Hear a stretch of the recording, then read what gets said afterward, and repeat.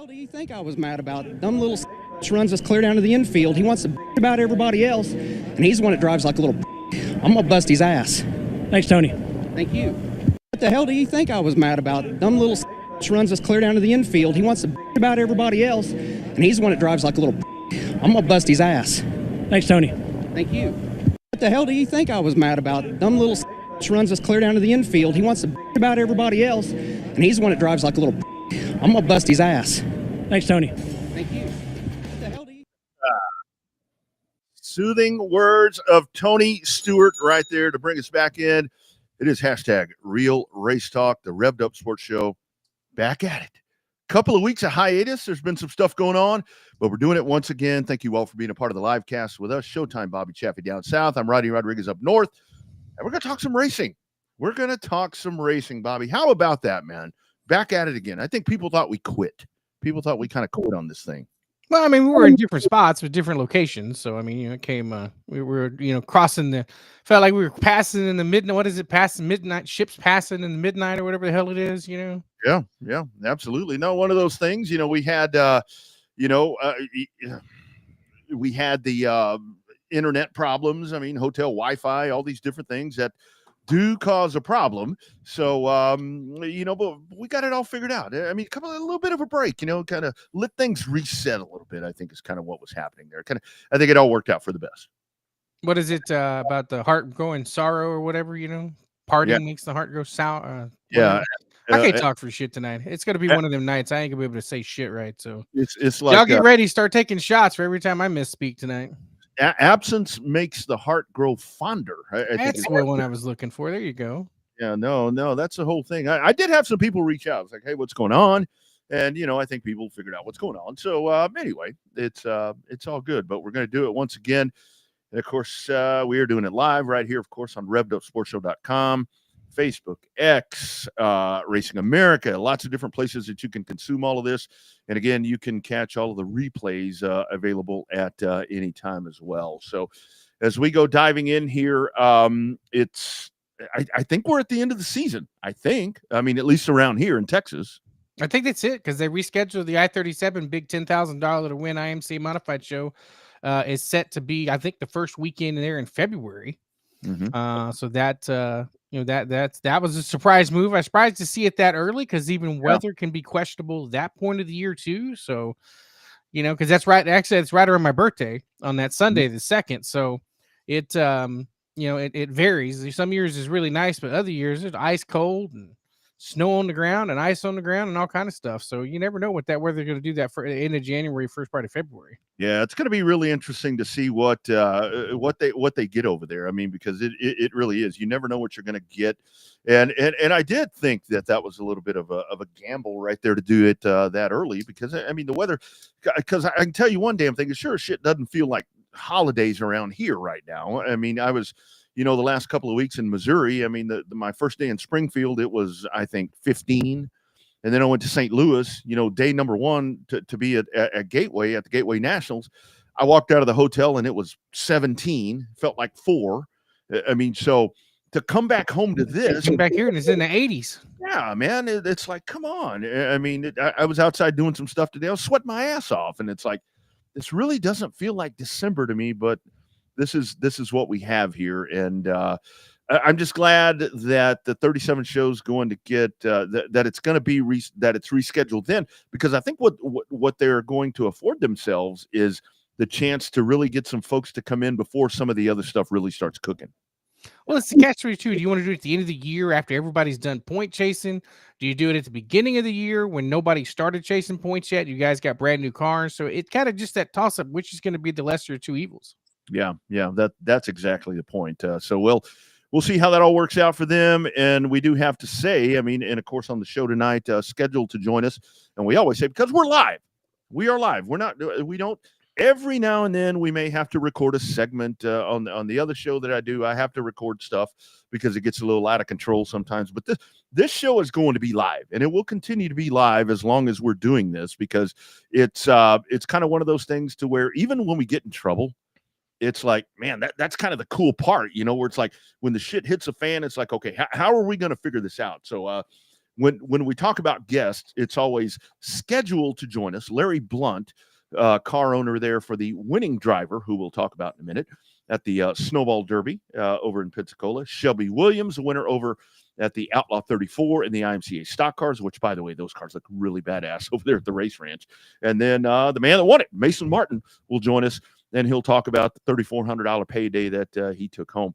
But, Bobby, we've got to rave because we haven't had a show since we've been doing this or the last couple of weeks. How about our dude, Caden Honeycutt? I mean, boom, boom. We've been calling it for so long. He goes out there. I think people know who the hell this dude is right now.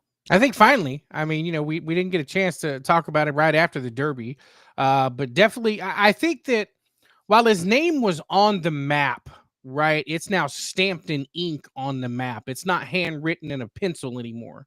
You could definitely say that about Caden when trying to, he's been impressive in his his truck starts for Nice Motorsports, running up front, getting some good publicity, getting some good TV time there, but then just winning the big one, winning the granddaddy of them all. There at the Snowball Derby in convincing fashion over some very big heavy hitters. So that, I mean, when you're coming to the line and beating Ty Majeski and Stephen Nasse, that's pretty impressive. You're a pretty elite company at that point. So that's pretty cool for both him and Larry. I think that was one of those things where when that race was coming to the end, and you talk about the respect factor and everything sometimes from time to time that may be missing with some different things right there. Nasse, when he dove into turn 3 right there, I'm thinking, oh my goodness, because that was one hell of a run that he made right there. I wouldn't say it was a bonsai run that he made, but I'm just kind of holding on right there, hoping that Caden's going to be able to hold on. But I mean, Nasse raced him nice and clean. And, the conversation afterwards with Stephen Nasse was like, this is a good driver right here. I think the coolest part for me was where I was, I mean, I ain't gonna lie, I was gushing about this on that Sunday night, was the fact that we have watched this guy for so long and we've known the talent right there. And he really is a genuinely good dude. And he texted me back. I texted him that next morning and say, hey, I've been a little busy.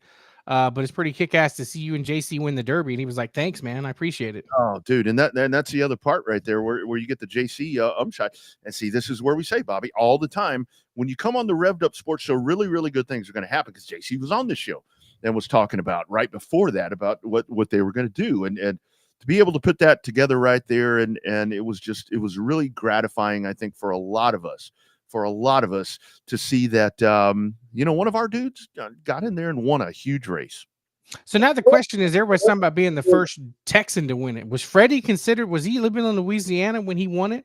Or was he not the Beaumont Flyer at that point when he won the Derby? I think he was the Beaumont Flyer by that point. But if you remember, when we talked with him, he did tell us that he's originally from Tennessee. And I think that's where that has kind of worked itself into where Freddie Fryer was from Tennessee. But he did take Beaumont on kind of in his handle right there with what he did. Dennis checking in right here I think it's on the Facebook feed. Dennis McMullen, thank you for checking in. Don't forget Derek Thorne and Jeremy Doss. I mean, it is. I mean, this is one of those things to where Caden Honeycutt wins this race there with Larry and everything that they did right there. And it wasn't one of these things to where you didn't have, Bubba was there, Nasse was there, those two dudes were there. I mean, you had everyone who is anyone in super late model racing right there. And this team goes out there, and Larry will talk about it in a minute, but they go out there and they win this. And like you said, in dominating fashion over two of the baddest asses that you're going to find. No, I mean, it was great. It was great. I got the chance to go back and watch a little bit of the replay, some of the highlights. And so for every bit that I saw was just, kind of a typical Hayden Honeycutt race for us. Mm-hmm. Just what we've known about him and what we've seen about him and watched him over the course of the last, 15, 18 years or so since he started running Bandoleros. Like, you just know that you just knew that there was something going to be special. It's always about timing, right? Mm-hmm. When you get the right opportunity, like when he gets in those niche trucks, he sits there and does very well in those with the right opportunity. Sometimes pit crew lets him down, but and he's done very well. He did great with his opportunity with Donnie Wilson a couple of years ago. That kind of people started recognizing the name, but now instead of recognizing the name, now they know the name, and that's a huge difference. Yeah, it really is. And I think that is the thing with Caden, because And I heard it mentioned at some point to where somebody finally picked up on what we've been talking about on this program for a long time. It's like I heard him say, well, this guy's a pretty good dirt track driver. No, he's not a pretty good dirt track driver. He's a badass dirt track driver. And so I think that he very much fits the mold, in my opinion, with the guys that we talk about, like Memphis and Jared Maupin. Again, Jared Maupin with a solid weekend over at the race ranch. And Jared Maupin goes out and, damn, he was this close to winning that truck race that Caden wound up winning, after whatever went down there. But it was that's kind of the new hybrid real race driver to me, as a guy that can do both disciplines. And I think that's super important right now. Did I see you the Vado Speedway Park promo for Caden Honeycutt? They're promoting him coming to their big show. Is that right? They're in January, so they've already said coming off a big win in the Snowball Derby asphalt. Here comes gonna run dirt, gonna run his black number 10 car. So they were promoting him doing that. So it's a big deal. It crosses over. I mean, it's one of those things where it's like we know from our friends over at Sirius XM NASCAR Channel 90 that they only talk about.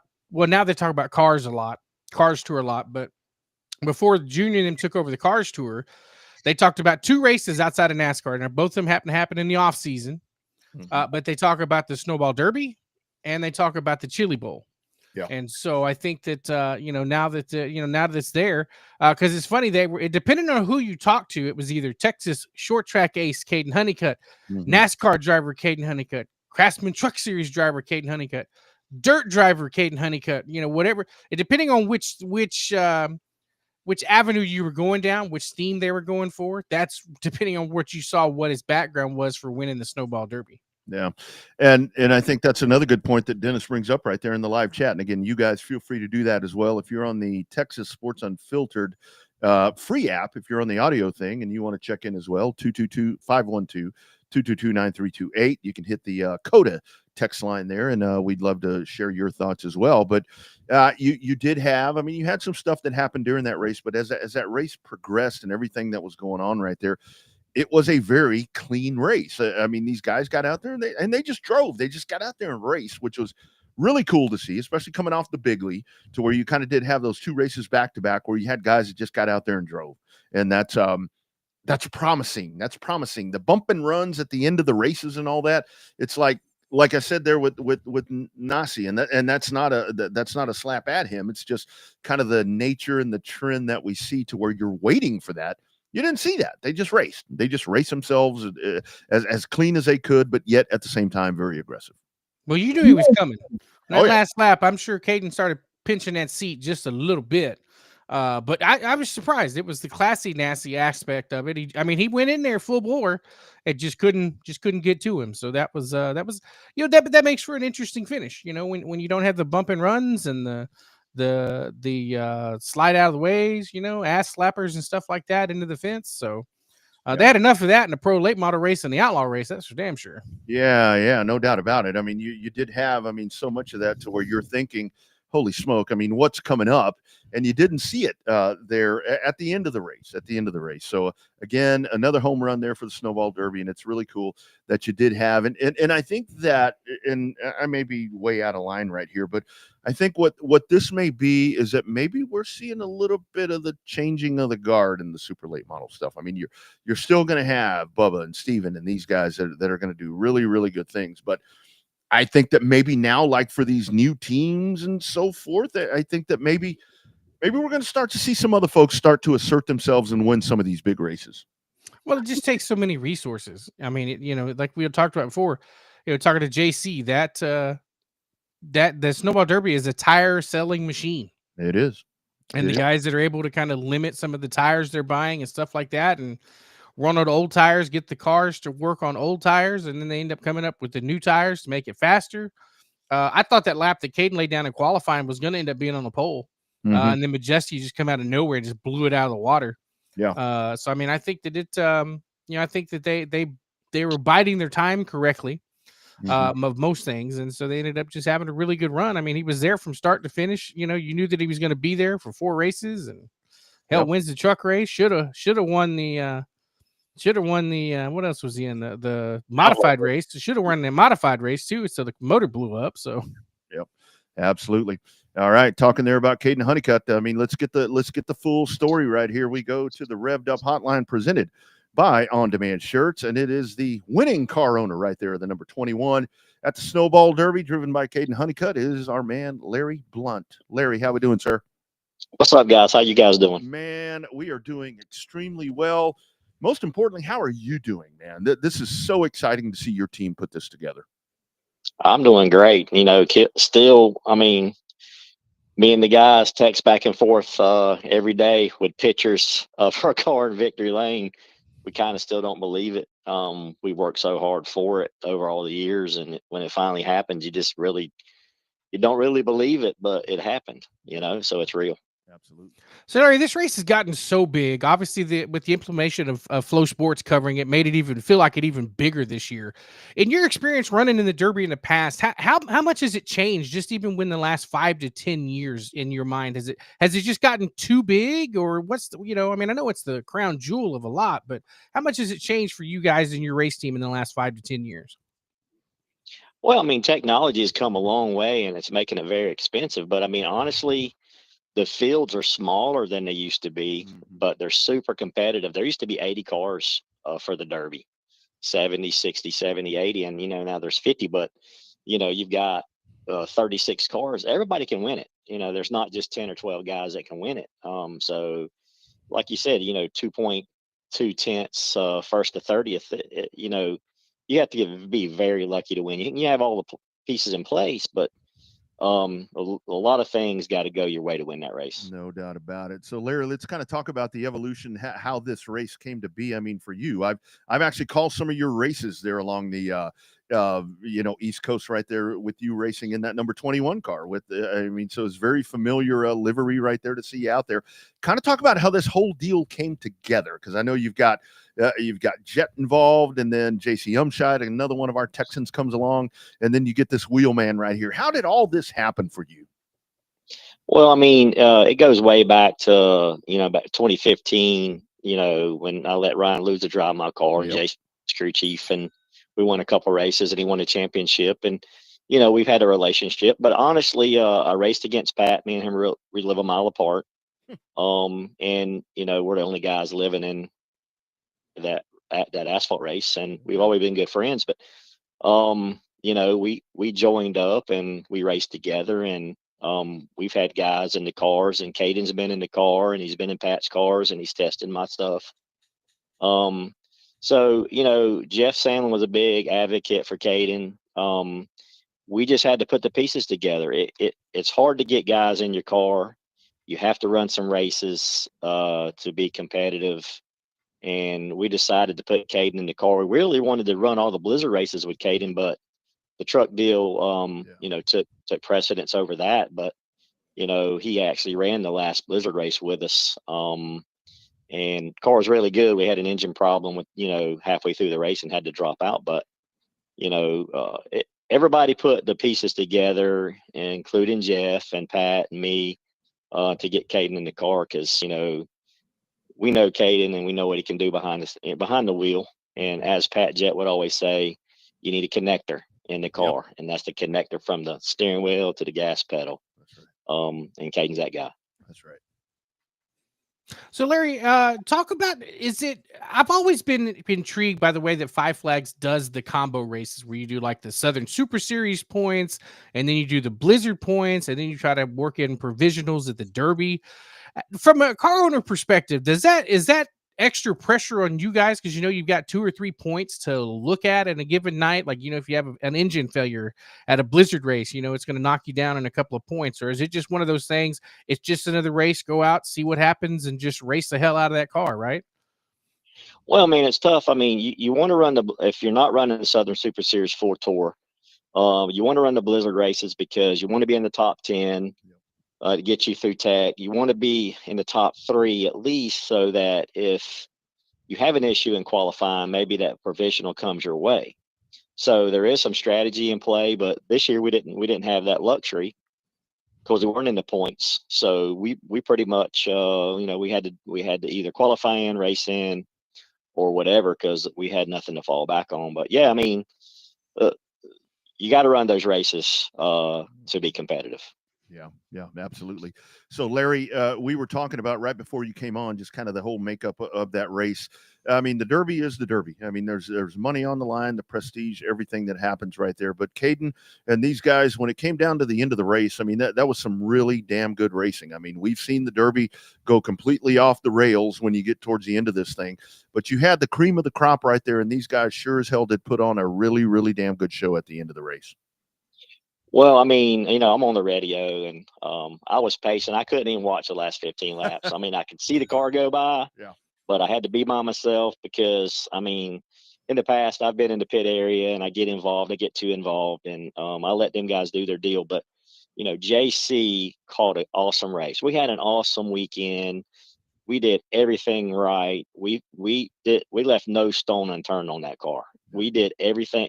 We've been beat a lot by stuff on a car, and we learned what not to do and what to not overlook.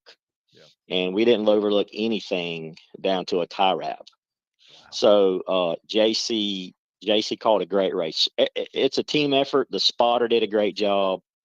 JC made the right call at the end of the race, and Caden, of course, he got up on the wheel and did what he was supposed to do, and that's why he was in the car. Absolutely. So, Larry, did they give you guys 2 trophies, one for the owner, one for the driver? Because I'm pretty sure Caden wouldn't want to let that thing go with that little snowball on top of that thing. How does that work? Does he get the trophy? You get the trophy? How do they do that over there? So I told Caden, you get one trophy at the track, right? So there was 2 trophies. You had the steering wheel trophy. So I told Caden, I said, after tech, whenever they put the trophies on the car, I said, those are your trophies. He's like, man, are you giving me the big trophy, the original? I said, it's your trophy. He said, you take the other trophy. Now, we, as a team, can get as many trophies as we want. So, we order the trophies and we order the rings. So I'm getting all my crew 5 flags, championship rings, and some of them want trophies, so they're going to get trophies too. That's right. But there's only one original trophy, and Caden's got that one. That's cool. Like the clocks at Martinsville, kind of how you can do that too. Yeah. There you go. Yeah, and most tracks do that. 5 flags always does it. Nashville does it. Winchester, you can get the additional stuff. Which makes it good for your owners and your sponsors, take care of them. Absolutely. So Larry, kind of following along there on Facebook, where I reached out to you about being on our program, and thank you for doing this. Sure. I noticed that it was a few days, like you said, the pictures are more and more. How long did you kind of sit back there and just let this all soak in to what you guys accomplished? That had to have been something to where it's like you had to decompress a little bit before you were really ready to talk about what you guys just did. Well, I mean, I haven't been on Facebook for a year and a half. That's what I noticed. And so my wife's on Facebook. So when it happened, my Facebook, she said, your Facebook's blowing up. And I said, well, I'm not on Facebook. She said, I'm going to put it back on your phone.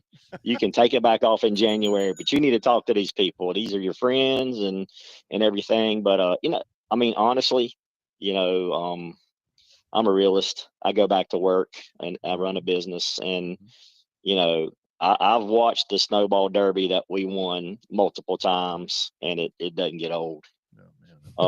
You don't. I just got a text from Pat Jett, and it's the picture of the car in the shop with the snow with the banner under the hood saying champions. He doesn't believe it either. But we just have to keep sending each other that stuff because, when we get, I told the guys the other day, when I get that trophy in my office, it'll be real. Absolutely. But it is real. And a lot of people deserve this race. A lot of people deserve to win it that work just as hard as we do, but they haven't. And we have. So I don't apologize for that one. I heard that. No reason to apologize for a big win, dude. No doubt about it. Let's talk about JC again for a second. I think that we've known JC since he was a kid. He's actually my age, and I've known him when his dad was racing super late models back in the late 80s. It's crazy to think that he's done so much stuff that doesn't get enough credit for. Do you think this is going to be kind of like a deal with Caden? Like, I don't know if you heard us describing Caden. We've known him for years too. It's like before Caden was, written down in pencil as somebody who they thought they knew. Now he's got it stamped on papers. You think that's going to do the same thing for JC? Kind of move him up in the ladder, some of this super late model and truck series stuff? I don't know what JC wants to do. I don't know if he's going to do trucks or if he's going to do late models, but no matter what he does, he's going to be good at it.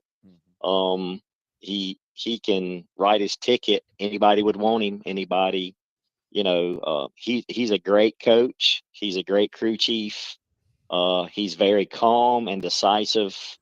I've been around a lot of them, and I listened to a lot of them. And he's no nonsense. He gets the job done like if you're running a business, how you want your people to do it. He does it that way, and that's what I like about him.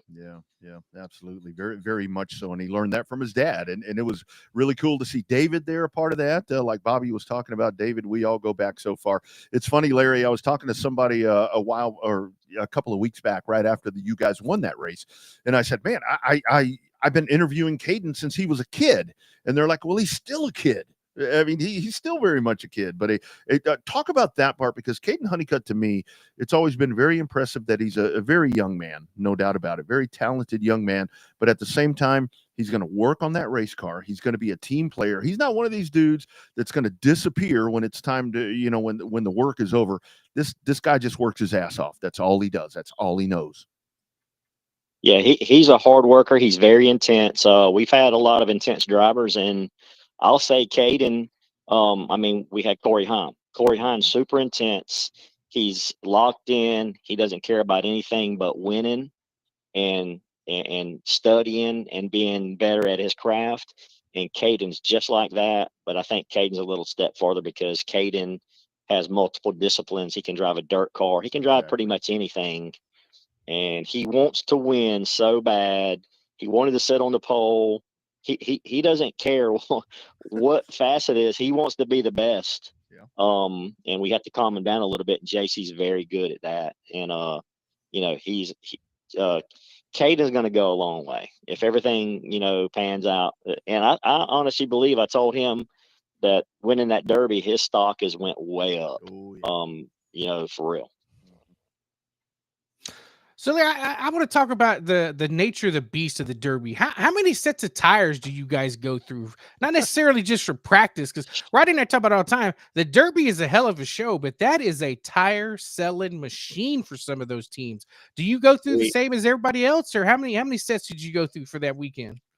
Listen, when we show up to win the Derby, we don't even care. Yeah. They look at me and say, "How many sets are going to get?" I say, "How many is it going to take?" That's right.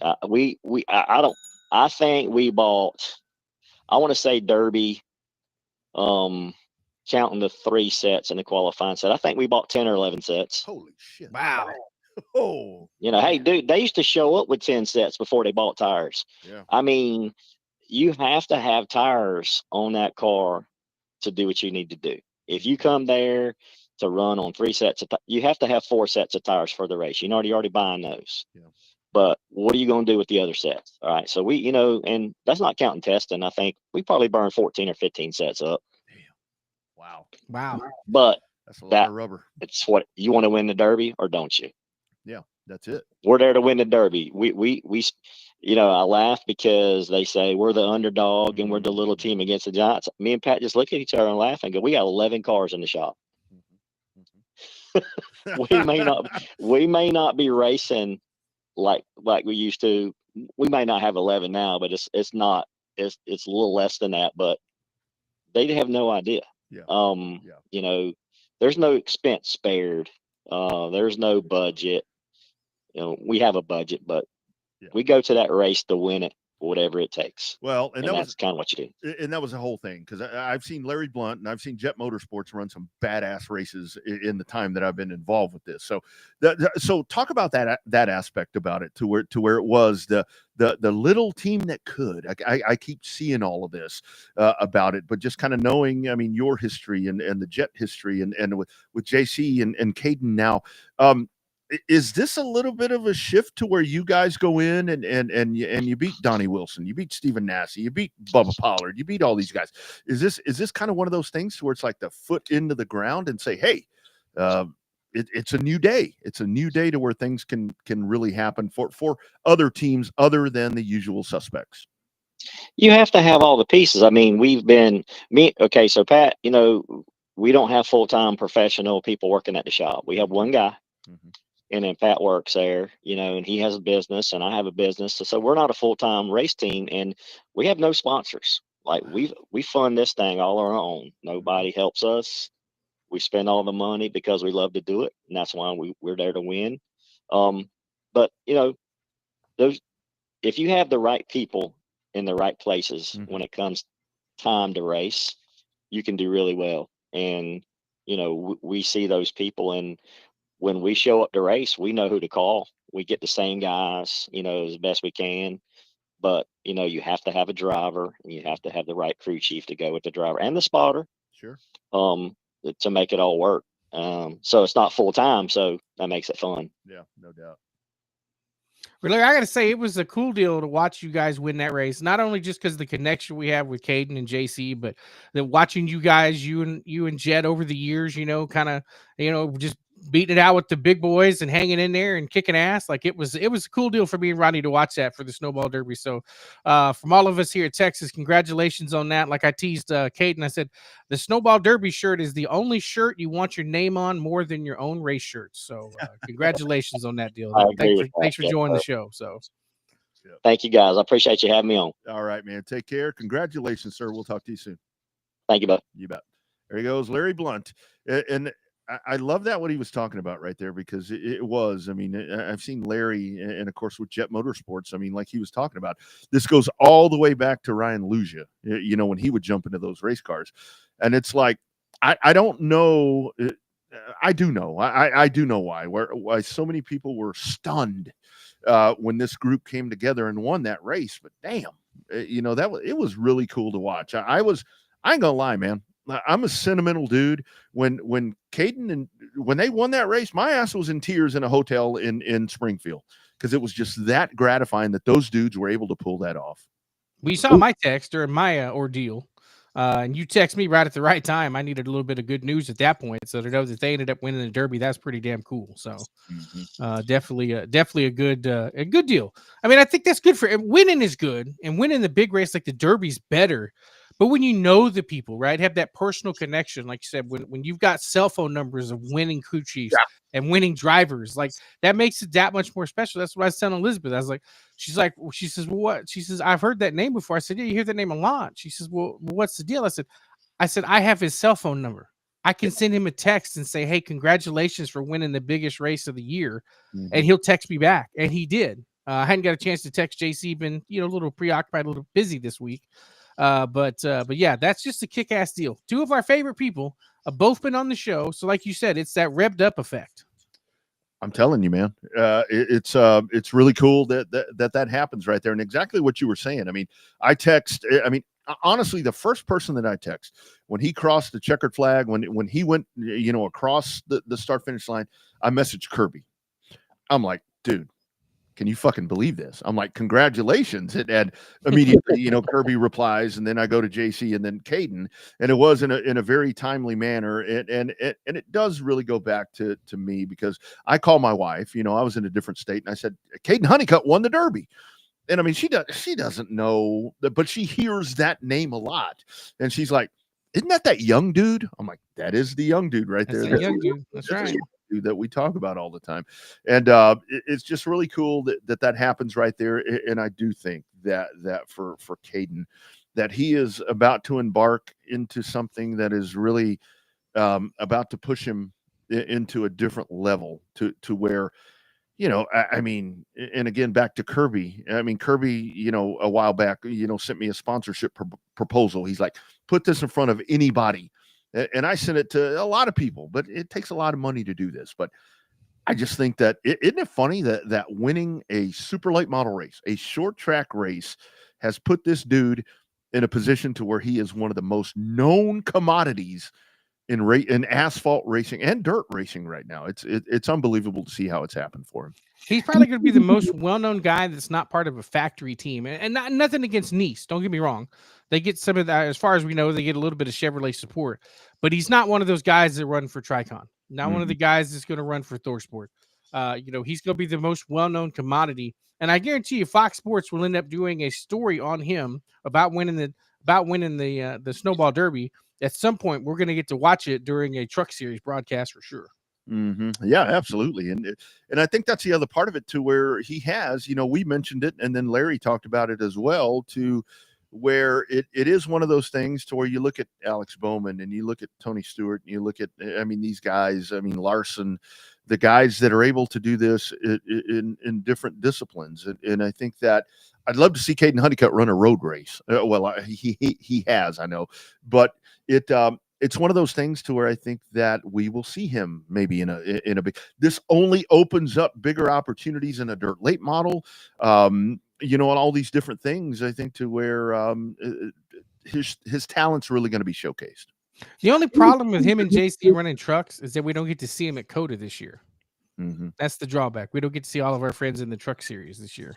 Yeah, definitely. That's going to be something there that kind of sucks with the way that works out. But again, we got to talk about JC. We know that dude so well, and I know a lot of our Texas friends that are checking in. To see that right there, it's really good that these two guys were afforded the opportunity, and like Larry talked about, to where the underdog thing.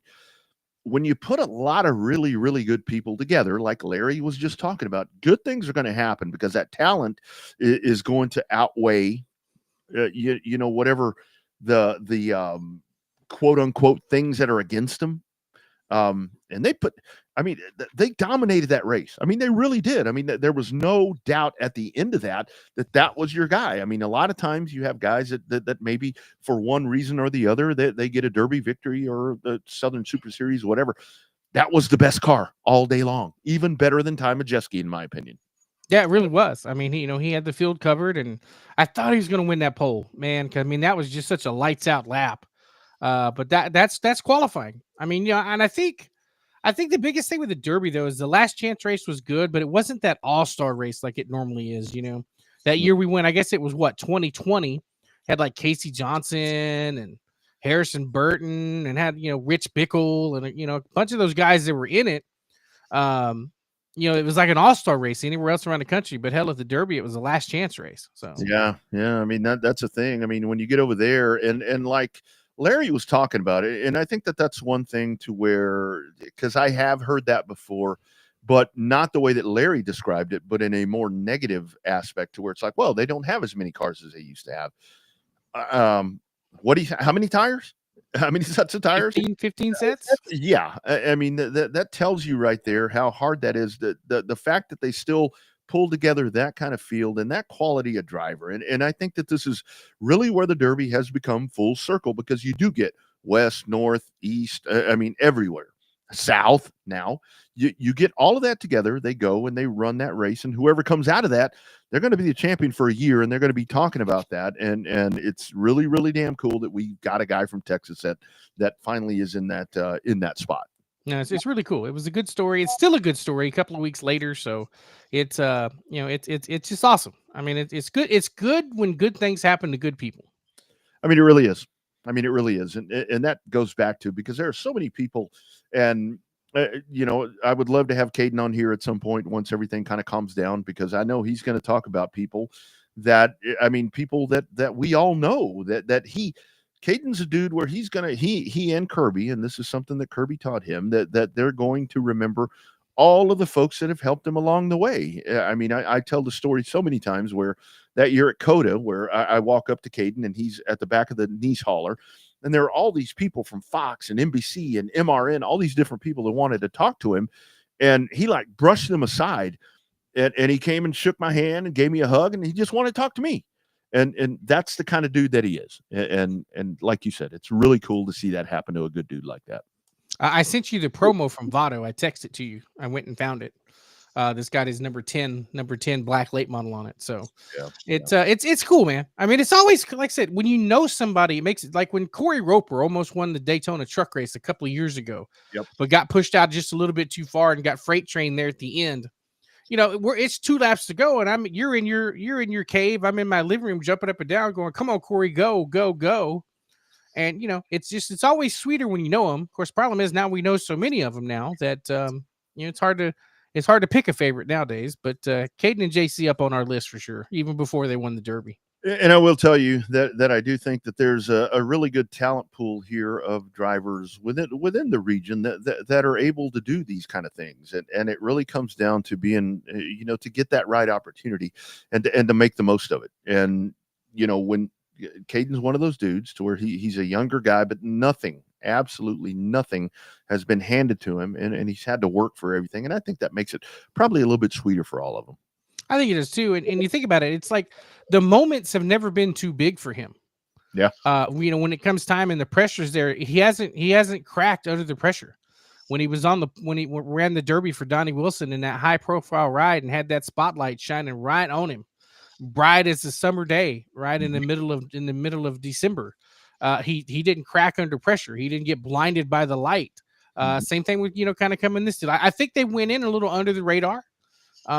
Which sometimes is a good thing because they didn't have the bullseye put on them. And obviously, but now next time they show up at a racetrack, that bullseye is going to be right there, big and bold. So, but I think all those guys, Larry, JC, Caden, they'll all be up to the task for that. So yeah. And for Larry, I mean, like I mentioned there, I mean, I've watched Larry Blount for years out there racing in one of these situations, and it just goes back to like he was talking about there with Jet Motorsports, to where that alliance was there, that possibility was there, but they never really pulled the trigger on that, like he talked about. And this is where you can chase these things so far back to where you're and what a better was there not a better time in asphalt short track racing for them to pull that alliance together, to get all of those pieces together with Larry and Jet and with JC and Caden. Never a better time to do it than this year, because the big focus was on this. And you mentioned it, Bobby, where I think that this year was so much bigger to me in the sense with, obviously we're on Racing America. The show is on Racing America, but the fact where, because I did it. I mean, I did it Thursday, Friday, and Saturday, to where whether I'm at the Dome or in a hotel room sitting there watching, I'm going back and forth. And it's like Dome, Derby, Dome, Derby. This is on this huge, massive platform, and they secured that win. Pretty badass. yeah, probably the biggest Derby in a long time. Absolutely. Good stuff right there from Larry Blount as the 21 car with Caden Honeycutt behind the wheel and the Allegiance there with Jet Motorsports. They win the Snowball Derby in Pensacola. This past weekend, we had some hellacious racing going on out at one of our favorite places, South Texas Race Ranch over in Corpus Christi. And I got to tell you, man, watching them IMCA stock cars slip and slide around there. Oh, man. Love IMCA stock cars. Dirt late models, IMCA stock cars for me, not necessarily in that order, but to watch that going on and seeing stock cars here at the race ranch was really cool. We bring in the man that wins that race. It is our man, Shelby Williams. How you doing, buddy? Oh, pretty good. Man, glad to have you aboard on the program, my friend. Kind of talk about the weekend. Pretty damn dominating performance out there at the race ranch. Yeah, we started out Thursday with practice, and then did that time trial stuff, and had my transponder on charger all day. And I go to put it on, and it was dead. Oh shit! So we go out there that first session, and it didn't pick up. So I went and rented one, and we go out there the next couple sessions, and it's not on there. So I messaged the KR. I'm like, hey, my times ain't showing up. Like, can I get that added, whatever? And they're like, oh, well, it's on there. We just can't add it because then you'd have to like reset it, all that. And so I didn't get to see my times at all. And so I'd have to message him like, hey, what was that time? Like every time I'd come back in. So set fast time. I went out there just the right time when the track got good. And then Friday we watched it rain all day. Jeez. Got to eat some good food, and that's my favorite part about going to the races and the 2 and 3 day shows. We take our Blackstone, and we'll have breakfast in the morning, all that, cook some hamburgers at night. And Nice. so we did all that and just hung out Friday, went to the beach a little bit. And then Saturday we just had a whole lot of racing. That's right. So, Shelby, how happens to the track change from that Sunday or that Saturday afternoon into Saturday night? I mean, they worked the track in between the two races, but man, there for a while, and that's in that afternoon session when y'all were redoing some stuff, them cars were slipping and sliding. It looked like they were a hell of a handful there on Saturday afternoon. Yeah, I actually liked racing in the daytime better. Just you can see better, and it's a lot more clear, and it was a lot more fun. But it was a little wild the first race for some reason. It was kind of like demo derbies, and I just started taking some rubber out there in the middle, and I was obviously way too tight for that. So I just kind of rode around third, fourth, and everything, and didn't really want to try to do anything and tear anything up since we were racing right after that. So I was really just content, running third or fourth right there, and then just working on it for the next race, and it kind of just worked out. And the 2 leaders got together, and I ended up in the lead. So I just kind of stayed. I seen where they were getting to Jeffrey. They would enter a little bit lower and kind of slide up and getting into him. So I just started protecting and entering where they were at. That way they couldn't get under me. And then we had that restart, and I kind of missed the entry once, and then Matt got right beside me, so we kind of had a drag race there at the end. But the second race was like what I like, it was just good racing. It was side by side, not a lot of rubbing, and it was a lot better race. Mm-hmm. So Shelby, kind of the thoughts right there on the race ranch, because I mean they don't get IMCA stock cars out there. I mean, when I saw that they were added there to the Outlaw 34, I'm like, all right, man, you get factories and IMCA stock cars with the other stuff. Kind of your thoughts, outside of the track prep, because I know that was kind of, and I think they nailed it from everything that I saw. But kind of your thoughts on that's a racy little joint right there, isn't it? Yeah, it was a really good time. I mean, it was the heat races. When early on, it didn't kind of get cleaned off a whole lot, but it was still, you could still pass 2 wide and all that, and make some moves if your car was good. And then feature time come around, and it was really racy. I watched that factory stock race, and that was really impressive. The stock car race was really good. I got some screenshots on my phone where they were 4 wide sometimes, and then there's one where there's about 15 cars in the corner, like all bunched up 2 and 3 wide, and it was, for what they got, I don't know if it could have been any better without the rain. Like, I mean, it was really racy, really smooth. There was like 1 or 2 holes, but as much mud and water they got off that track, I was expecting to be way worse than that. So I got to give a hats off to them. That was really great racing. No doubt.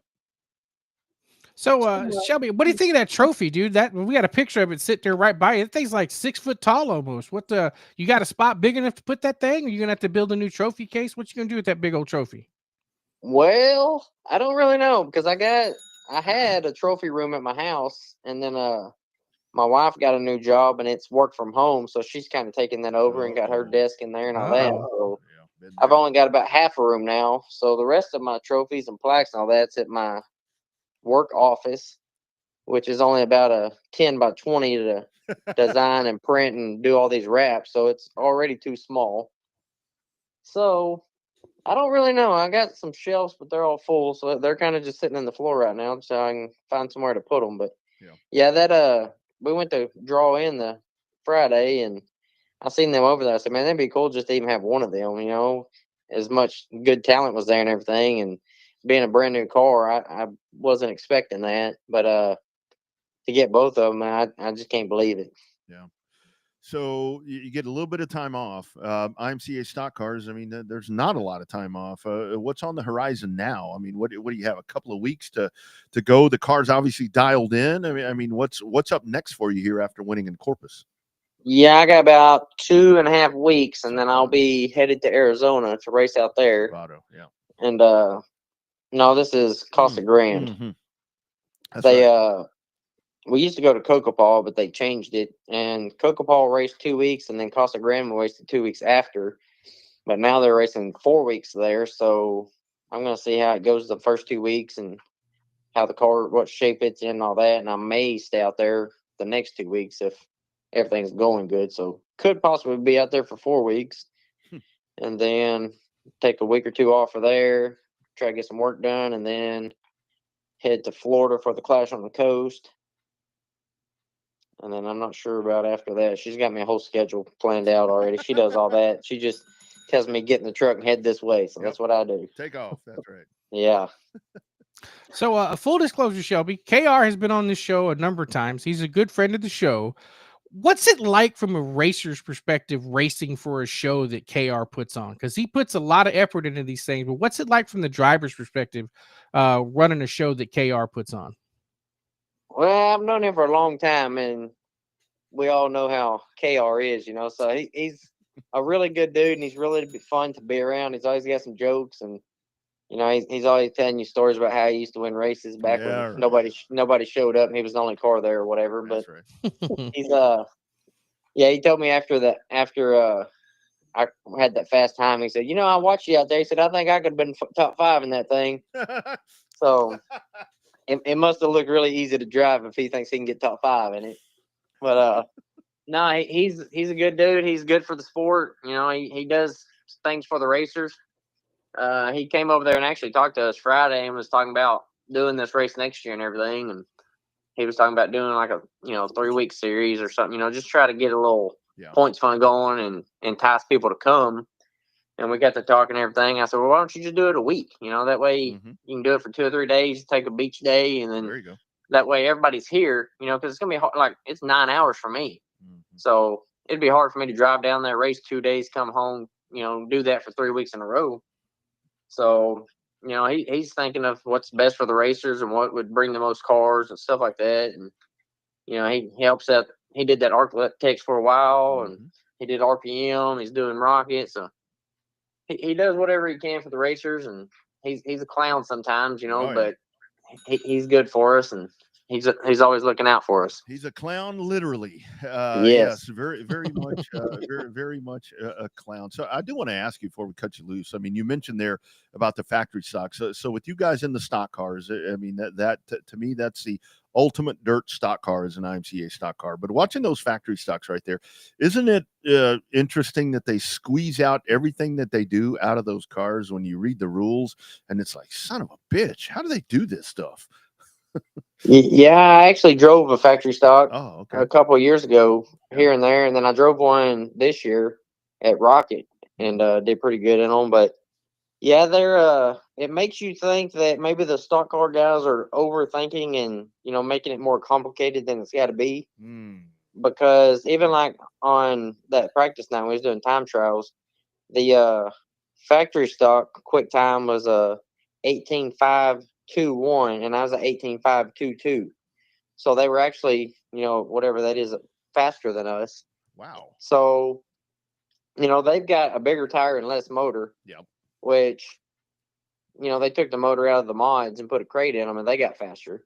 So they can hook up every horsepower they got, and they don't have to overpower it. And I think we've got so many adjustments on these stock cars that a lot of times we just adjust ourselves out of it instead of just keeping it simple and just making a few tweaks here or there. We always think we got to be a hero and make too many adjustments. So factory stocks kind of just keep it simple. They got 4 shocks and springs, and they don't have a whole lot of adjustments. You just kind of got what you got. Yeah, well, but they can't lift up that left front like y'all do. Yeah, well, I mean, it looks cool, but at the end of the day, it's not the fastest way all the time. So yeah. I'd much rather be on all fours. And it's like, that rubbered up the first race, and I was just way too tight. I couldn't get under anybody and do nothing. And then Cody's car is pretty flat, and he could get under us and maneuver and get around people. And so I definitely don't like the 3-wheel, and it looks cool, makes cool pictures and all, but I prefer not to have that. Yeah, it's not the best traction. So, Shelby, before we cut you loose, talk about this car. You said it's a new car. Tell us a little bit about the car before we cut you loose. Yeah, I started building it in 2019, actually, and because I've always had my home built cars, we just build our own stuff, and so we started building a new one because mine was pretty old at that time, and I went to some races and met Leslie Gill, and we become pretty good friends, and he ended up getting in a wreck. And I went over there and helped him load up and everything. It's all demolished and everything. So I went and helped him and got him loaded up because he's over there by himself. And then a couple days later, he sent me a message on Facebook, asked for my address. So I sent it to him. I didn't think nothing about it. And a couple days after that, I had a check in the mail. Oh. So I sent him a message like, what's this for? He said, well, I just appreciate you helping me. He said, nobody's ever helped me like that, and they always just get in the truck and leave or whatever, don't help me. And he said, I just appreciate your help. I said, well, I didn't do it for the money. I don't know anything about you, nothing, but I didn't do it for the money. I just did it just to help you. And become really good friends. And then we got to talking and stuff. And he's like, "Hey, do you want to go up north? I'm going to go up there and do some racing. You want to go with me?" And I said, "Well, my car is like a 2010 home built car. Like, it's beat up, it's bent up. Like, I'm not going to take this up there and go race with them guys." And said, I'll go with you and help you or whatever. Yeah. And he's like, "Well, I got this brand new car sitting here that I'm not using, so I'll just bring it to you." Damn. So he delivers me a car. You know, he has no idea who I am, like nothing about me, nothing. He just brings me this $50,000 race car. He's like, "Here, just drive this." Holy shit. So I drove that for the rest of the year, and then he got me the new B&B, so I raced it. And then just this year I had got the B&B house car and stuff, and I just wanted to try some different things. You know, we've got our own ideas. You know, they race on a bunch of mud up there and bigger tracks, and so everything up there don't really relate to down here. And I just felt like I was struggling a little bit down here, and when it slicked off and stuff. And we do pretty much everything opposite. Like, if somebody's running a soft spring, we're running stiff spring. If somebody's running stiff, we're running soft. Like, it's just me and my dad. We've always just been that way. Just kind of never satisfied and just always thinking out of the box. You know, like, hey, let's try this. Like, what we got to lose? So at one time, we actually had 13-inch rear springs that were 250 rate, and we put them in the front of the car. And it worked really good. Like, I won every single race I had that in. And then the next year they changed the rules. You had to have 9.5 front springs. Of course, yeah. So we're always trying things. We got 2 cars, and he'll try some and say, "Hey, that sucks," or I'll try something, but, "Hey, that's good. Try this." And yeah. So it helps having him out there, and he can drive just as good as me, and kind of try different things. If it works, it does. If not, then we just don't do it again. But so I just wanted to try my own things. We changed a bunch of things on it, and it's pretty good so far. I haven't really changed much. I set it up like it is, and I haven't changed anything. It's just been good. So yeah, I'm pretty excited about it. That's the whole thing, man. It's got to be good for you. I mean, I know racing pavement street stocks, we would run some really crazy stuff that people think it shouldn't have worked, but it worked for us. I mean, everybody's different. I mean, tendencies, all that shit is different. And well, obviously whatever you're doing is working, man, because you take home the Outlaw 34, winning it in the stock cars, my man. Congratulations, my brother. Thank you for jumping on with us, and we'll touch base beginning of the year. Let's do this more often, brother. Sounds good. All right, man. Take care. All right. Thank you. You bet. There he goes, Shelby Williams in the stock cars, man. That was really cool to see them out there at the race ranch, because you don't see that very often. Really, and a great car count. I mean, they showed up. I mean, they showed up. Most of them came from a long ass way too. They really did, man. And I think that's what made it even cooler was that you did have where everything got pounced into one day. So I'm sure it kind of sucked for them, like he was talking about with the different track conditions and so forth. But all in all, man, stock cars, man, put them on that schedule every now and then, Owen and KR, because I think that's something that'll work really well there. They look natural down there. I know. They really did. They look natural. I know.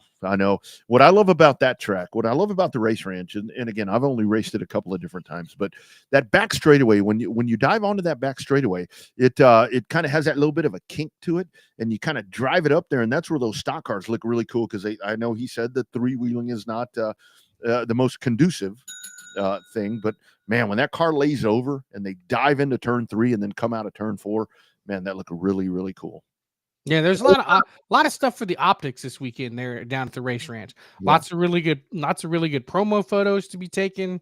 Cars, in most classes, the factory stock's the same way. 2, 3, 4 wide, coming out of the corners, going into the corners, fanning out. So I mean, there was some good optics this weekend. Yeah, down there for the race ranch. So I think that's good.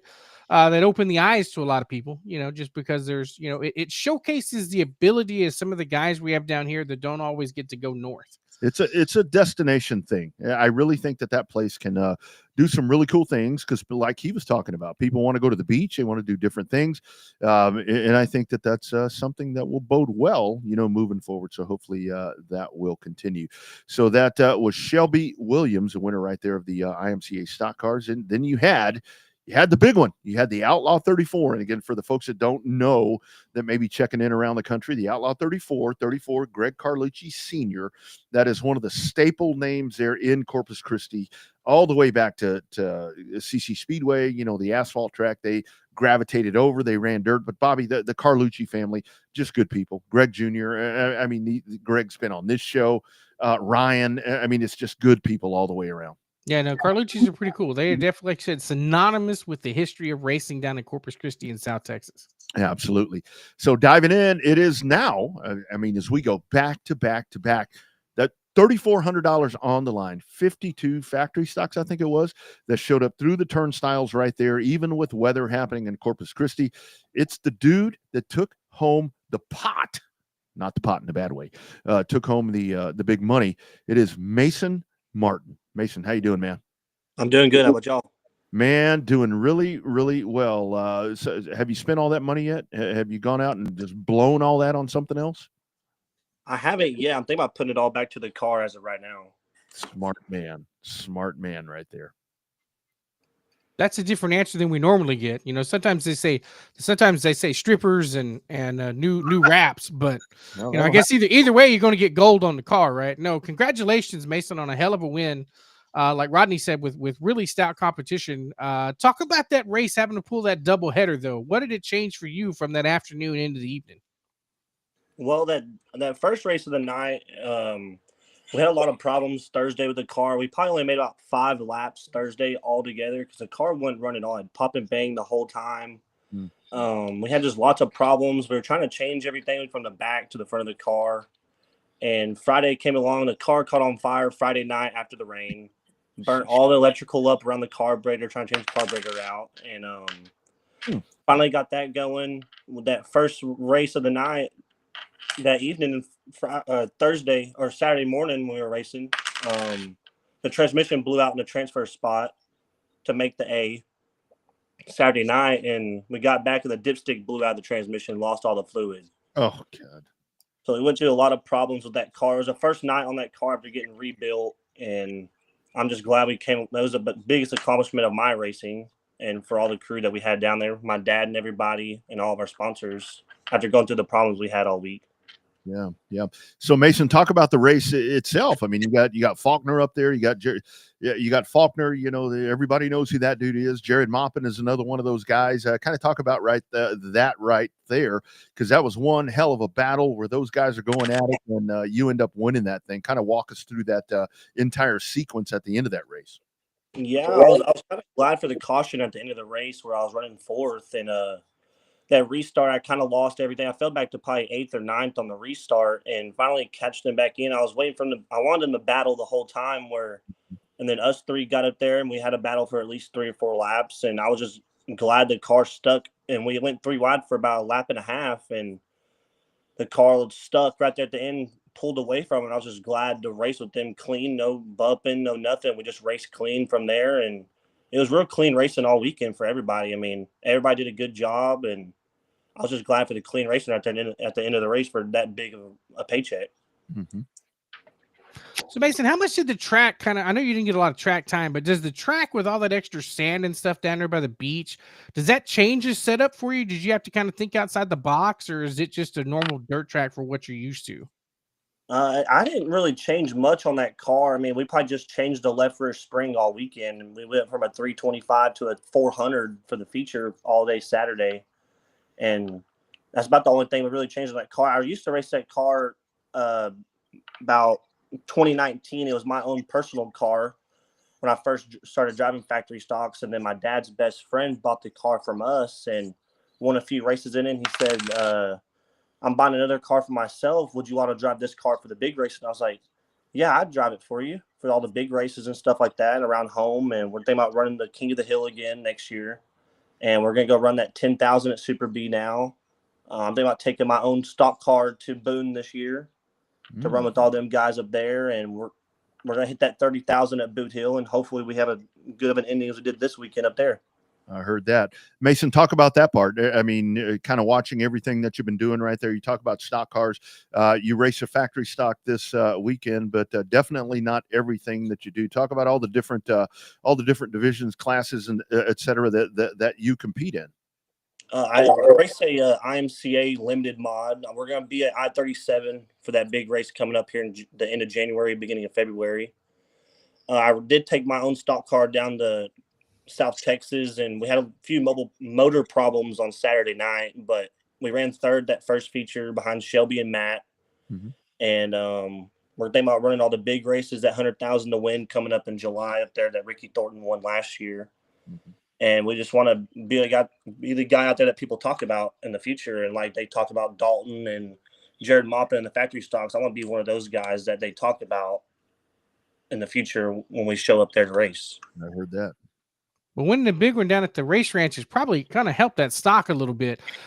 Driving wise, when you switch between a stock car and a factory stock, obviously different wheels, different tires, different motor combinations. Do you personally, the way that your driving style is, do you have to change a lot on how you drive the two, or you pretty much, it's just seat of the pants and you just roll with what the track gives you? Well, I kind of just roll with it most of the time, but with the stock car, I kind of got to like ease my foot off into the gas with the motors that we have in those cars and the little tires that we have compared to the factory stock with the bigger tires and stuff like that. But the factory stock, I can get in the gas a lot harder and drive it harder than I can my own personal stock car without spinning out or running into somebody. And it's a lot easier to tear stuff up in the stock car with all the suspension problem, like stuff we have and all the stuff we can change besides a factory stock, all the stock suspension and everything and stuff like that. So kind of what you're talking about right there, Mason, and talking to Shelby right before you, is that one of those reasons that we see guys that maybe get out of a stock car into a factory stock to where, I mean, maybe it's a little less money, but at the same time, like he said, maybe the stock car, you're overthinking it a little bit to where in one of these factory stocks, you just kind of get out there, elbows up, and just drive the piss out of it.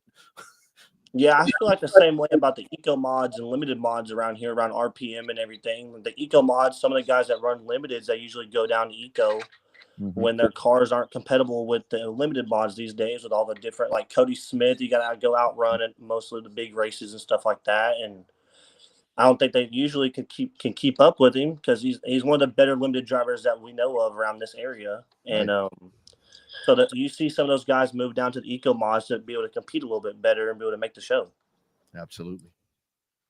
That's crazy. So your schedule wise, so are you a money chaser? Are you a race chaser? I mean, describe your program that you got. Or is it just when somebody says, here, drive this, go here? I mean, how do you determine your race schedule? Well, my race schedule, we pretty much race at Big O a lot. It's like 15, 20 minutes from our house. We go there almost every weekend, unless there's a big race that we want to go race and we think we have a shot at it. Usually we chase the money most of the time. And then sometimes we just chase the weekly racing if it's a weekly show or something to support our local tracks and stuff like that. And then we'll hit the big shows every once in a while to see if we can compete or not. Yeah. I have to tell you, Mason, if I'm ever at one of your races, I am never going to forget your name. I love what you told the announcers over there. Is that one of those things to where it's like what you were just talking about, where you talk about Dalton and all these guys, where is that you're just so full of adrenaline to where you're like, man, you will not forget my name, dude. That was so great. I love that. Yeah, I want to be remembered when we go to places. And like, I look at some heat races, like when I see the lineups and stuff and I see Dalton or Jared Maupin in my heat, I'm like, man, I got to go against one of those guys in my heat. And it's going to be pretty hard. I want to be like one of those guys that they say, man, this guy's in my heat. He's going to be hard to beat and stuff like that. And you're getting on our live feed right here, because we're live. Obviously, you know that. I've never heard him talk this much. So, dude, I guess the big win worked because, man, you're apparently talking more than usual. Yes. No, that's really good stuff. So what's next? The next one for you? I think Bobby already asked that. I'm sorry if I'm asking that again. Yeah, the race for our team is going to be the I-37. 37, that's right. And then we're also going to hit the Big O's got a 2,500 to win factory stock show coming up. And then we're also going to hit Boone. We're going to hit Batesville and everything in the stock car. Yeah. And we're going to hit Boot Hill a lot for that 30,000. We're gonna hit Super B for the 10,000 coming up. Arklatex. We're just hit all the big races mainly this year. With me also going to college, it's kind of hard to hit every race possible that we can. With me being in college, and we're just gonna hit most of the races that I'm able to go to and stuff like that. Nice. All right. Well, we can't go. What school? I go to Tyler Junior College as of right now. Absolutely. That's not a bad school, dude. That's not a bad school. That's a good school. Not at all. So what are you planning to be once you race car driver, and what's the field? I plan on being a game warden as of right now. Oh, nice. That's pretty cool. That is pretty cool right there. Yeah, that's a good nickname, the Warden. Put that on the front of the car. Watch out, the Warden's coming to get you. That's pretty good. That's what I'm talking about. That would be a pretty cool nickname right there. Yeah, it was, because you slayed this weekend, winning there at the South Texas Race Ranch, the Outlaw 34, a very special. Your thoughts? Was that your first time to Corpus? That was my third time to Corpus. I went to last year in the limited, and I went 2 years before that in the limited. I've only raced there in the limited mod. Yeah, kind of your thoughts on just that whole atmosphere over there. That's a very rich racing history town.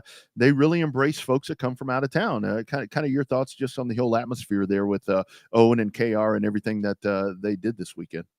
Yeah, my dad used to race there quite a bit when Cody Smith drove for him back in the day. They went there a lot and raced with Whitaker.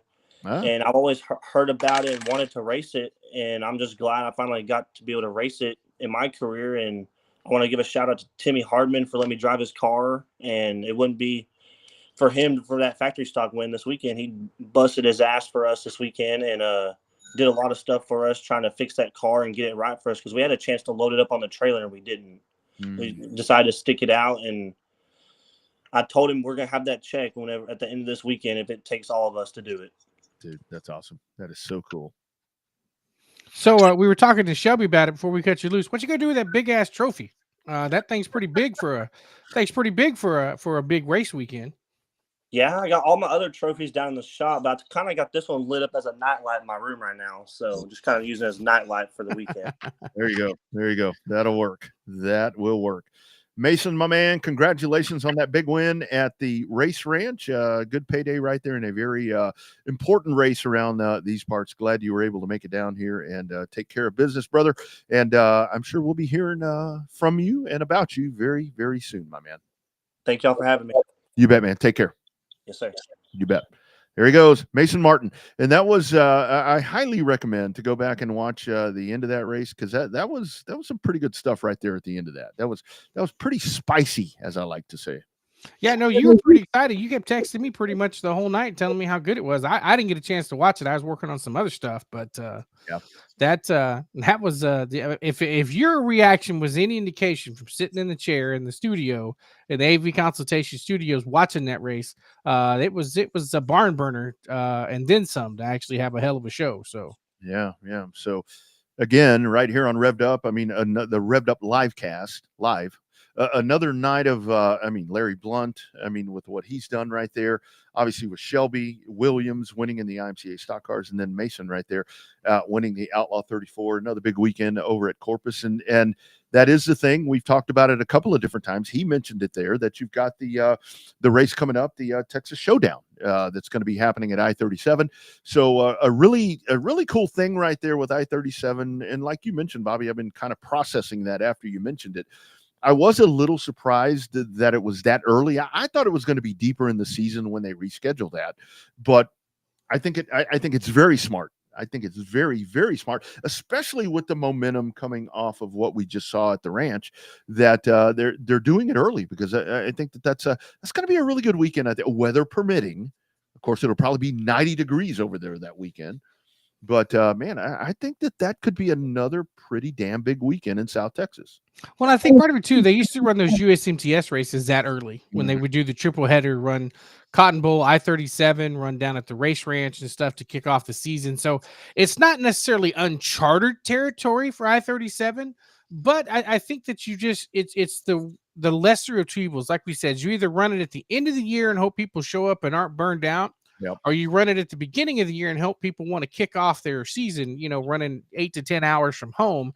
Because that's what it's going to take. It's going to take the local people to put their asses in the seats in the grandstands. It's going to take the drivers the local guys, a lot of your Stems guys, which congratulations to James Cole and of ODS Shirts taking over Stems. That's something else we missed when we were gone.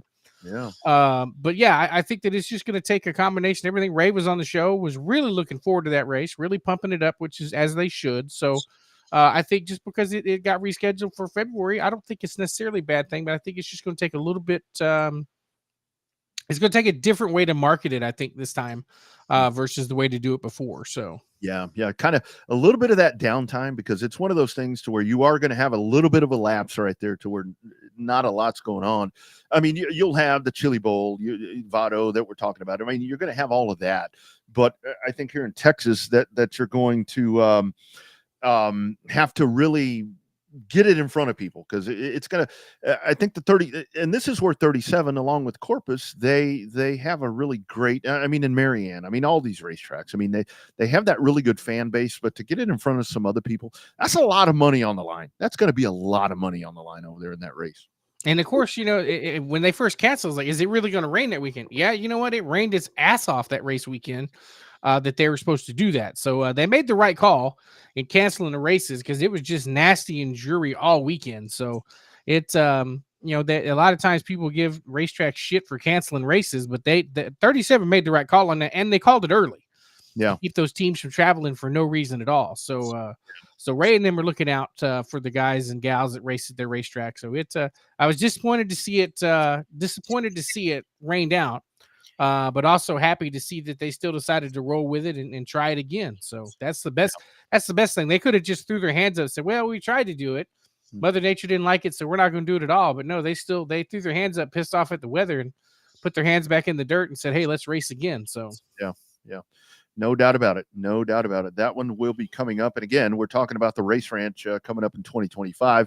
I think some really big things on the horizon right there for that. And this is a springboard right here. So, again, a big win right there for Owen and the crew. I mean, I've obviously the last couple of years working with them, I've gotten to know them really well, and to that track crew and Owen directing them and working with them to be able to put that all together, you know, with the rain and getting that in and doing essentially a 1.5 day show right there.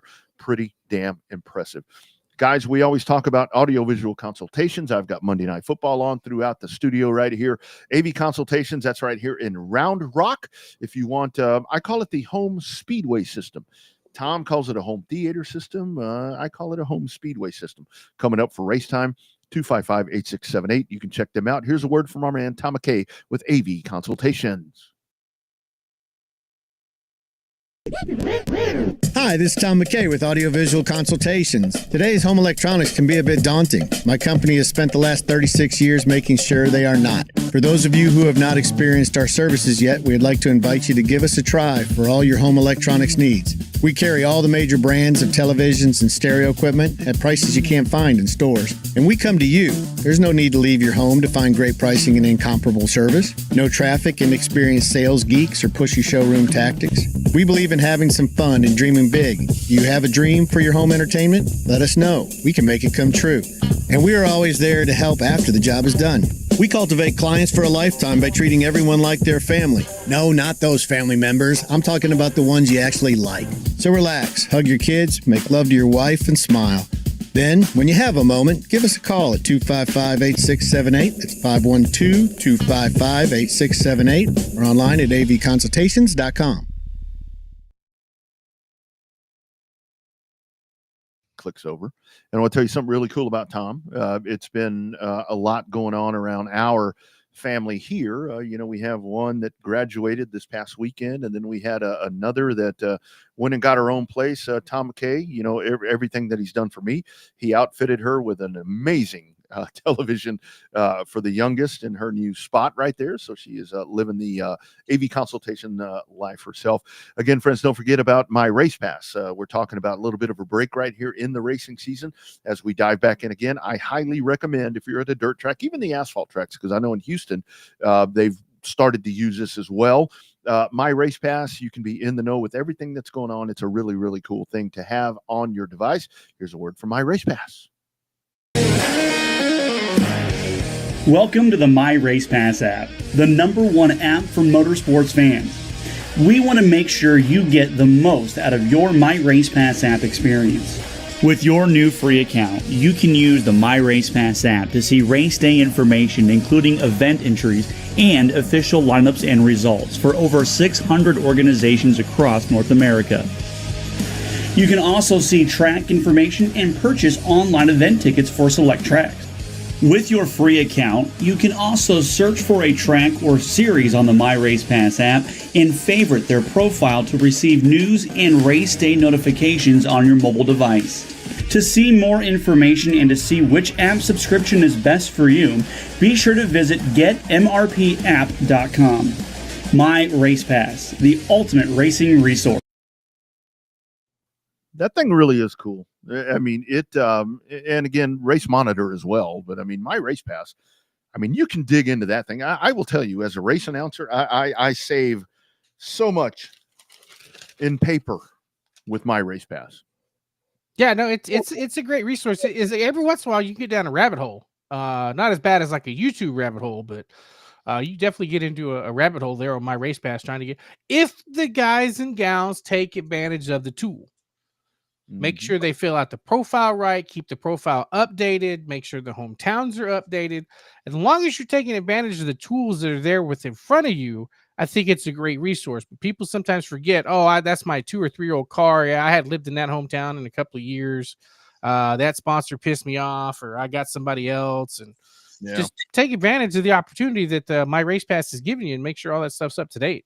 It's pretty damn simple to get in there and update that stuff. I mean, I look at pictures of drivers in there. I check driver profiles, and I'll tell you what I really love about MyRacePass is that, we have begged people for results, and of course we don't get them, but we continue to give results because we go there and find them. But it's like I see drivers on there, and it's like a somebody my age, driver, and they still got their like high school photo on there. I'm like, come on, man, update that.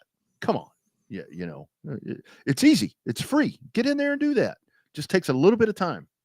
Little time, little effort go a long way. Boy, isn't that right? Isn't that right? Bobby did want to mention you had the 604, the XR Nationals this past weekend. Randy Dream Weaver, $100,000 won in Florida. Was that the 60? Was that the 604 at Alltech? Yeah, man. Heard good. I didn't get to watch it, but I heard really good things about it. I didn't see it. I watched bits and pieces of it. I saw some highlights of it, but that's a hell of a lot of money to win in Florida in the off season, I guess, if you want to call it that. But that there is no off season, I think, is what it comes down to. Yeah, I mean, it just depends on what you have. Yeah. I think a lot of that just goes. I think a lot of that just goes to what kind of race car you have. I mean, now like and the region and stuff too. Florida's nice weather all year round. I don't think that they only get cold enough to end up knocking iguanas out of the trees, but. Yeah. It's cold in Florida when they do a freezing iguana warning where they or freezing iguana watch where the iguanas get cold and fall out of the damn trees. It'll get cold there, like right around the time of when New Smyrna and all of them are getting ready to go.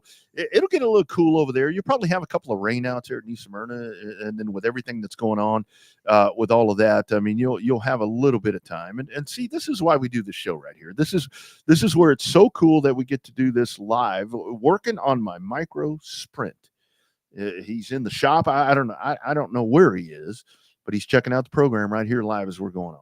That's the joy. It's in your pocket, in the palm of your hand, hell up on your TV. If you got the YouTube app on the TV, watch us up there. So we are the original show that started it all. Been doing it a long time. Been doing it a long damn time. Did want to touch on something I saw on NASCAR social media today, Bobby. And again, we cover it all here. I mean, you are going to get every bit and piece of whatever. And again, during the off season, probably the thought is, and we say off season because there's going to be races that are going to be going on, but we'll try to filter in more legends. We'll try to figure in more or factor in more, really cool stuff. Really cool stuff. I had somebody mention to me, I got a text the other day, and it's like, hey, are y'all doing 2024 Driver of the Year like I used to do? We didn't run that. Yeah, we were just a mediator on that, kind of. Yeah, we didn't run that. It was done here. I mean, we announced it here, So maybe, Bobby, that's something that once we kind of get, past the next couple of weeks, we can figure out, because I think we should do a driver of the year, because there are plenty of great contestants and plenty of great drivers that have showcased their talents, and I think that we should do that. The promoter thing, we'll let that pass. But man, maybe you guys, if you want to start messaging Bobby and I via on X or on wherever, kind of give us your thoughts on that. We need a creative way to do that, because I think we should do that. I think we should do that. Yeah, it's kind of something that slipped our mind. Yeah. Well, I mean, it happens. I mean, yeah, old age will get to you. it happens, and the gentleman that helped us with that, I mean, he did a really good job with that. I mean, that was I know what happened, but shit, that dude was all over that. So really good stuff right there. I saw that NASCAR said today, I think it was, that I saw on one of the social media sites, that he is in the garage. Our man is in the garage. Well done. Yeah. I don't know if that's like in the garage at home or in a big garage. I don't know, but and I'm not sure where he is. Gulf Coast Speedway, so he's down in the southeast. So okay, all right. He might have some cool to deal with, because we sure shit don't have it around here. So I saw that NASCAR could possibly be, and I'm assuming for NASCAR finale weekend, maybe thinking about spreading this thing out. Obviously, it's been at Phoenix. Phoenix, packs the place. All of that is always done. Obviously, a success at Homestead, where the racing was better. That they're maybe going to shuffle that around. Robert, your thoughts on that? I think they do need to move that around. I really do think that they need to move that around a little bit. I think it's good if they do. The problem is what they're going to run into. I don't know about you. I have been in the Carolinas the first weekend in February. Especially up in the mountains when you're gonna get half-ass up to Winston-Salem. It's gonna be cold as shit in Winston-Salem. But I'll get to it. Hold on. Okay, I got a train of thought. Sometimes compared to normal. But it's really cold, so they're gonna have to. They're limited. The reason I say that about the clash at Bowman Grays, it's really cold. You have that same problem at the end of the year in November. There's only a handful of places that you can go where you can. A little cold weather is not going to hurt, but with a limited chance of rain or weather becoming an issue, there's only so many places you could do it. Texas, Homestead, Daytona, Phoenix, California. There's only, you get to the Midwest, you're screwed. Look at the Chiefs games and all of that. You move it to the Carolinas, it can get kind of cold. Atlanta, same kind of thing there in November, kind of hit or miss. So, does it need to move around? Yeah, that's probably a good idea. But I don't know. You're just so damn limited. Your hands are tied on where you can go where weather's not a factor, because you have your TV partners to think about too. Because if the championship finale is on NBC in November, the most popular program on the planet is Sunday Night Football. Mm-hmm. Yeah.